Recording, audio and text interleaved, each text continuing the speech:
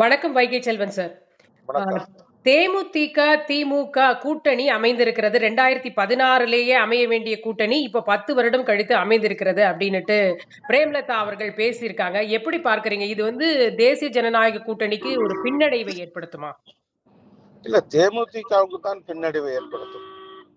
ஏனென்றால் மக்கள் விரோதத்தை, மக்களுடைய எதிர்ப்பை சம்பாதித்திருக்கிறது திராவிட முன்னேற்ற கழகத்தினுடைய அரசாங்கம்.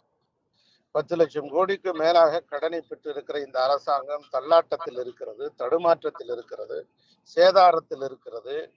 இப்படிப்பட்ட நிலையில் அந்த கட்சியோடு கூட்டணியில் இணைந்து கொள்வதன் மூலமாக மக்கள் விரோதத்தை தான் தேமுதிக சந்திக்க இருக்கிறது, சந்தித்தும் கொண்டும் இருக்கும். இப்போதெல்லாம் தேர்தல் கூட்டணி என்று வருகிற போது சட்டமன்ற தேர்தல் களத்திலே சட்டமன்ற தேர்தலுக்கான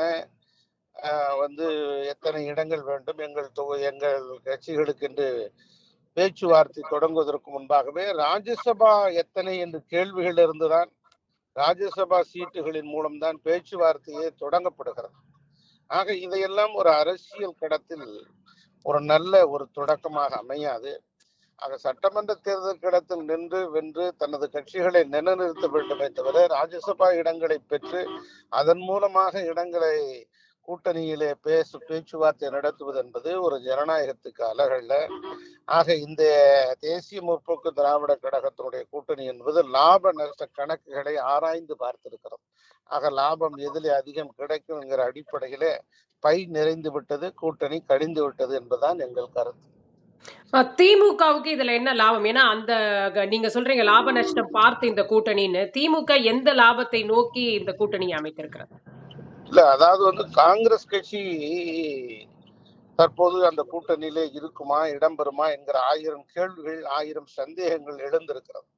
இந்த நிலையிலே காங்கிரஸ் கட்சியினுடைய தமிழ் நாட்டினுடைய தமிழ் மாநிலத்தினுடைய பொறுப்பாளராக கிரீஷ் ஜோடங்கர் கடந்த 3 மாதமாக பேச்சுவார்த்தை நடத்துவதற்கு தயாராக இருந்த நிலையிலும் கூட திராவிட முன்னேற்ற கழகம் அதற்கு இசைவு தெரிவிக்கவில்லை.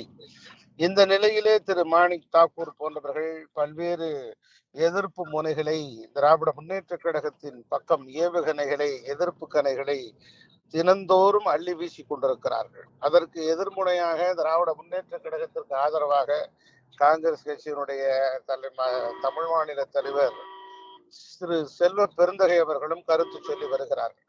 இந்த நிலையில்தான் அகில இந்திய காங்கிரஸ் கட்சியினுடைய பொதுச் செயலாளர் சி வேணுகோபால் அவர்கள் தமிழ்நாட்டுக்கு வருகை தந்து திராவிட முன்னேற்ற கழகத்தினுடைய தலைவர் முதலமைச்சர் திரு மு.க. ஸ்டாலினை சந்திப்பதற்கு நேரம் கேட்ட நிலையிலும் மறுக்கப்பட்டிருக்கிறது. இந்த நிலையில் அவர்களுக்குள்ள காங்கிரசுக்கும் திராவிட முன்னேற்ற கழகத்திற்கும் முட்டல் மோதல் தொடங்கிவிட்டது என்பதே இதன் மூலமாக தெரிய வருகிறது.